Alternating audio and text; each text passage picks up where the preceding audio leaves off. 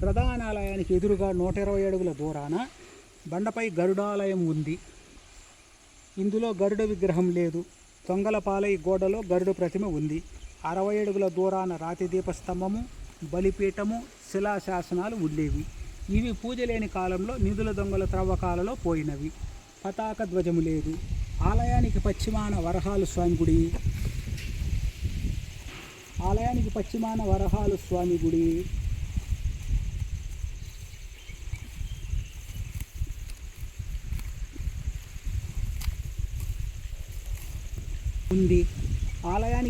వరహాలు స్వామి గుడి ఉంది. విగ్రహం లేదు. రాగిమాకులపల్లి గుడిలో వరహాలు స్వామి ఉంది. ఆలయానికి నైరుతిలో నీటి ఒడ్డు ఉంది. గుడి ముందర చేదబావి ఉండేది. తీర్థాల బావిగా దీనికి పేరుండేది. ఈ బావి నీటినే స్వామివారి పూజాభిషేకములకు వాడేవారు. ఒడ్డు ముందర దేవాలయపు కోనేరు ఉంది. పూర్వం కోనేరు దగ్గర తలనీలాల మండపం ఉండేది. ప్రధాన ఆలయం ఎదురుగా అన్నదాన సత్రము, కళ్యాణ మండపములు ఉన్నాయి. ఆ కొండలోని అడవిలోని వనమూలికల వేర్ల గుండా ఈ నీరు బావిలో ఊరి అనేక రోగాలు నయమయ్యేవి.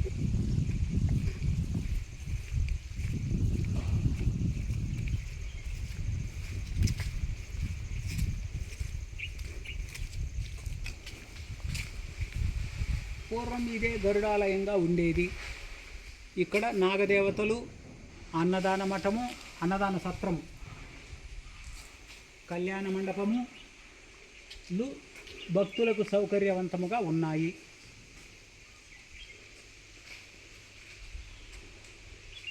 ప్రధానాలయానికి ఉత్తరాన సుమారు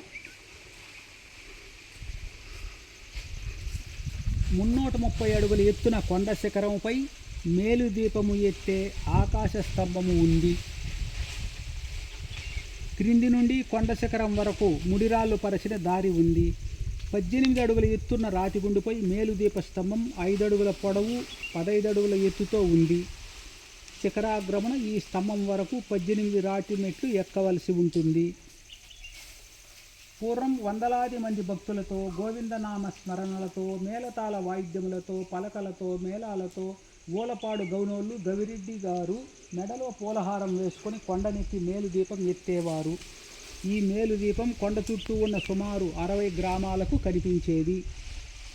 గుడికి రాలేని ముసలి, ముతక, రోగగ్రస్తులు, అంగవికలురు, పసిపిల్లలు, గర్భిణీ స్త్రీలు వంటి వారు ఇంటి దగ్గరి నుండి ఏ మేలుదీపమునకు దండం పెట్టి స్వామిని దర్శించామని సంతృప్తి చెందేవారు. ఆలయములో ఉదయాస్తమయాల నిత్య పూజలుంటాయి. బ్రహ్మోత్సవాలు వంటి వైభవోపేత పూజలున్నాయి. పూర్వం జమీందారుల పేరుతో తొలి పూజ నిత్య పూజగా జరిగేది. రణదుల్లా ఖాన్ దండయాత్రలో కోలారు జమీందారు తిమ్మరాయలు మరణించగా ఆయన భార్య సహగమనం చేసింది. తిమ్మరాయల కొడుకు చిక్కరాయ తమ్మేగౌడు 6 సంవత్సరాల పసిబిడ్డ పినతల్లి హలసమ్మను తీసుకుని వచ్చి ఘోరాటవీ ప్రాంతమైన ఈ ప్రాంతంలో కొన్నాళ్ళు నివసించారు. ప్రస్తుతం వారానికి ఒకసారి శనివారం మాత్రమే పూజ అభిషేకములు జరుగుతాయి. కాగా జనవరి 1వ తేదీ ఆంగ్ల సంవత్సరాదికి, వైకుంఠ ఏకాదశికి, ఉగాదికి, శ్రీరామనవమికి 10 రోజులు, దసరాకు 10 రోజులు ప్రత్యేక పూజలుంటాయి. శ్రావణ శనివారాలలో 2 శనివారాలు సాధారణ పూజలు, 3వ శనివారం చిన్న జాతర, 4వ శనివారం పెద్ద జాతర జరుగుతుంది. గోవిందమాల ధరించిన స్వాములు పూజలతో పాటు ఉత్సవమూర్తుల గుడి ప్రదక్షిణ అనంతరం గుడిలో స్థాపించి పూజలు జరుపుతారు.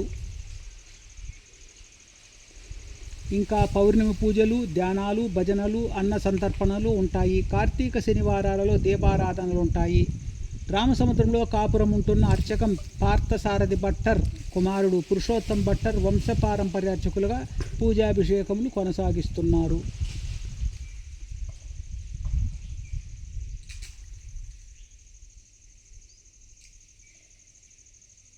అంతే చాలు.